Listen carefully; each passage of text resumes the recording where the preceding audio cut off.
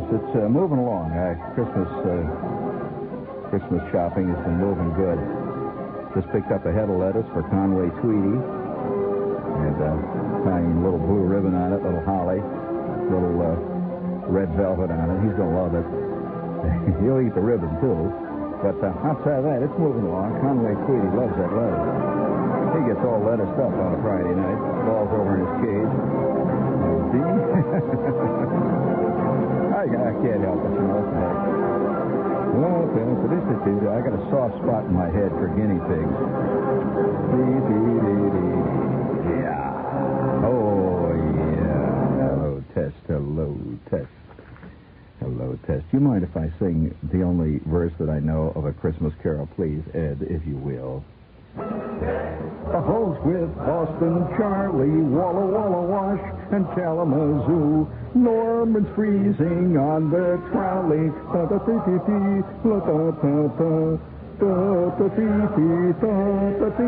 Hey, hold it there. Does anybody have the rest of the lyrics to that? Deck the halls with Boston Charlie, Walla Walla Wash, and Kalamazoo.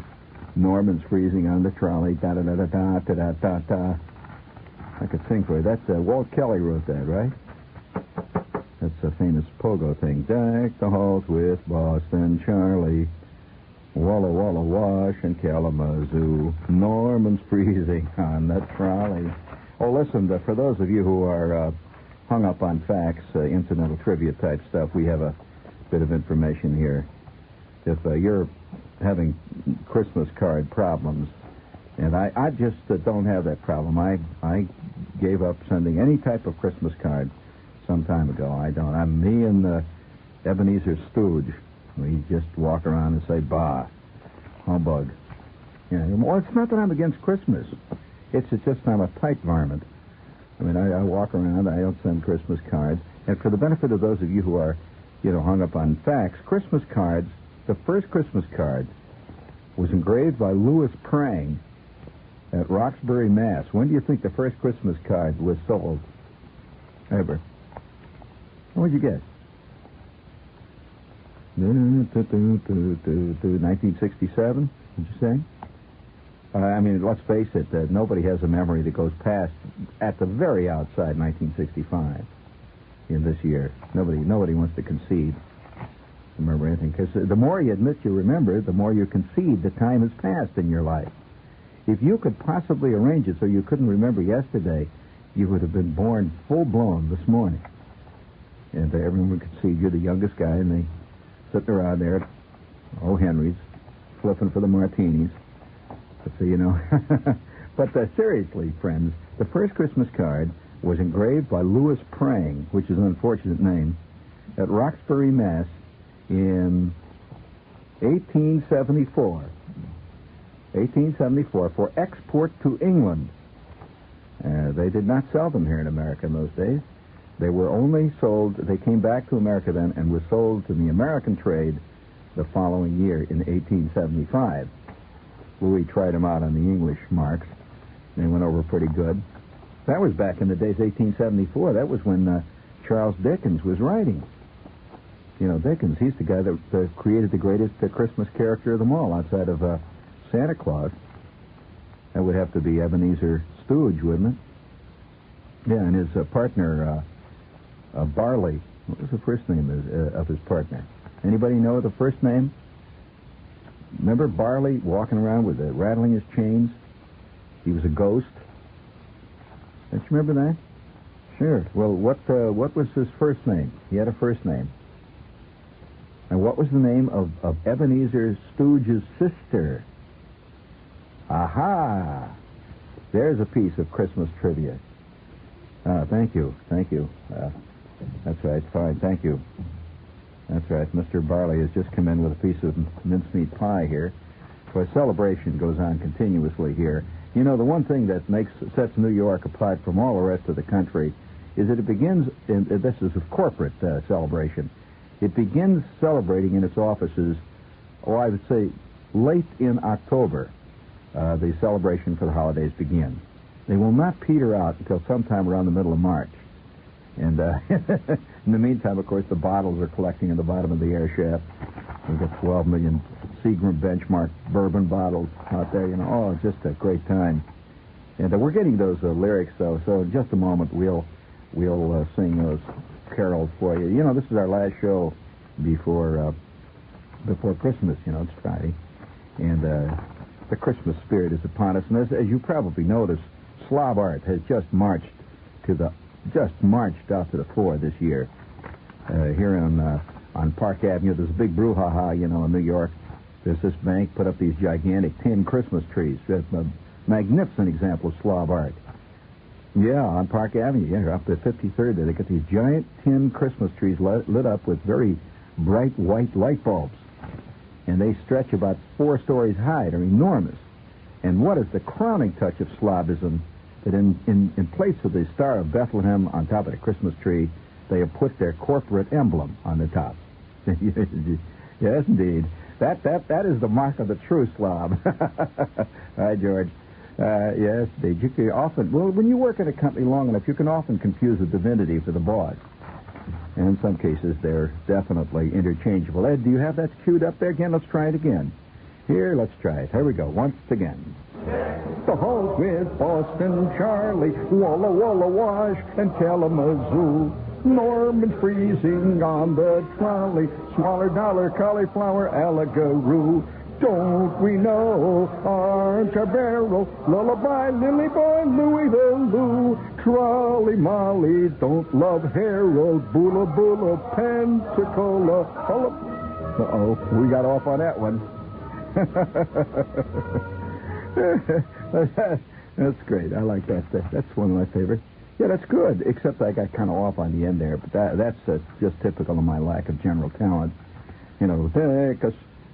Let's try it again. Deck us all with Boston Charlie, Walla Walla Wash, and Kalamazoo. Nora's freezing on the trolley, Swaller Dollar, Cauliflower, Alligaroo. Don't we know Archer Barrel, Lullaby, Lily Boy, Louie the Lou, Trolley Molly, Don't Love Harold, Bula Bula, Pensacola, Hullabaloo. Yeah, it's very tender. I like the sentiment expressed there. And as you know, sentiment is running rampant this year, and particularly in the commercial world. We see right here, right off the bat, the good old General Tire people are just out there throwing leaves and holly and mistletoe all around. And, of course, they kind of would like to have you buy about maybe 15 or 20 sets of their General dual steel radial tires. Give them out for gifts and favors at parties and all that sort of thing. Kind of nice. They're the first polyester and steel radial tire delivered to Detroit. And they know so much in Detroit for original equipment. So why don't you try those new fantastic dual steel radial from General Tire. They come in Christmas green with a lovely holly berry trim, and they're nice. And by the way, in Brooklyn, you can see Steve at the Gannon Tire Company. He's the one that's dressed like Santa down there. He's waiting in the driveway, with his beard hanging down, and he's got his tire gauge in his hand. 6502 Bay Parkway in Brooklyn. Let's see, do you have another Goody Eddie? Yes, I know you would. Hey, Mama, oh no, it's alive. Mama Leone. I got a live Mama Leone. Can I do it, please? Mama Leone. Yes, eating at Mama Leone's restaurant is a gay festive occasion any time, but at the Christmas time, well, the place is simply bubbling over with all the music and the laughing and the waiters bustling about with still another dish in Mama's endless traditional Christmas dinner. It's the perfect place to take the family on Christmas Day. It's a pasta. You get a complete dinner for only $7.95. So make your reservations now for Mama's Christmas Day festivities. The Mama Leone at 239 West of 48th Street. The phone number is JU6. I'll repeat, JU6 5151. This commercial will self-destruct in 5 seconds. It doesn't kill us all. Deck the halls with Boston Charlie. You notice I'm in a general good mood tonight? Hey, listen, I have another offer I'd like to make, since it is the last, it's the Christmas, it's the last show we're going to do before Christmas time. Of course, we will be on Christmas Eve, that's a fact. But I assume none of you will be hearing that. Oh, no, they don't hear that. Well, Christmas Day, all right. I won't be on Sunday night. Everybody's so technical around here. But I will be on Monday, as usual. death and taxes and radio keeps going right on. Ain't nobody get off. But we'll be here Christmas. And since Christmas Eve will have passed, you will have already had a rotten Christmas, and the recriminations will have slowly died down, and regret, and all the rest of it. I've decided to do something I've never done. Let's start a tradition right now. We'll start a tradition. Beginning right now, I think tonight, I would like to say a Merry Christmas to a listener. He'll be a surrogate listener, an ombudsman, you know. He will be every listener. And I would like to personally at this point say Merry Christmas to a symbolic listener who will step forth, rise above the mire and the muck of listenerdom, and call us on the phone. Any listener who will volunteer to do that, we'll say Merry Christmas on the phone, on the air to that listener, and for all listeners. Okay, now call. We'll wait. Any listener want to stand up and to be the one to take it for all of them. I mean, it's no age, sex, race, nothing barriers. Just any listener. Anybody that's got a little bit more than a tinfoil ear, right? Oh, deck the halls with Boston. Hey, one more thing, too, before we go any further. One more thing.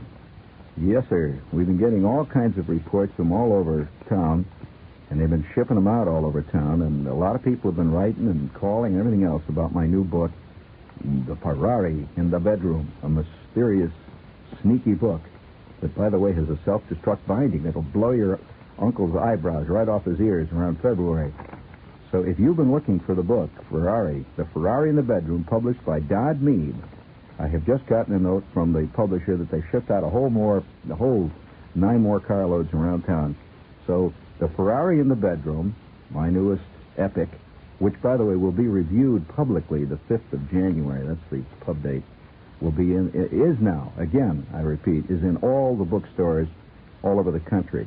In this area, you know, they're all of the major bookstores, the 8th Street Bookstore, Womrath, A&S, Wanamaker, Bloomingdale's,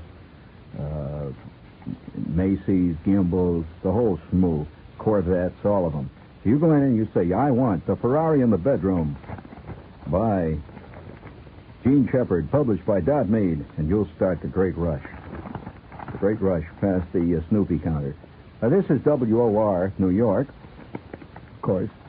What was that? She just put up a sign that said 8. What? Oh, well, wait a minute. I'm not going to choose the first one that calls. It's just we're going to see what the... is that okay? Do you think that's a goodie? All right. Here we've got a symbolic listener. Put up your note. Is it 8 or 9, hon? 8. All right. Let's see the symbolic... Hello? Oh, hello. I don't know how you got chose, but... Huh? Well, that's no reason. Some people just sit out there with their finger on the phone button, you know. Hello, listener. You are a symbolic listener. All right, would you please put this, Edward, please. Hello, can you do it? Yeah, hello, listener. Yeah. You are a symbolic listener, right? Right. Does it matter that I'm Jewish? No, it does not at all. Of course not. I said no, there are no boundaries whatsoever. Now, the point is, you are a symbolic listener, correct? Right. And you represent whom? I represent the human race. That's right, everybody. And you're standing up now in the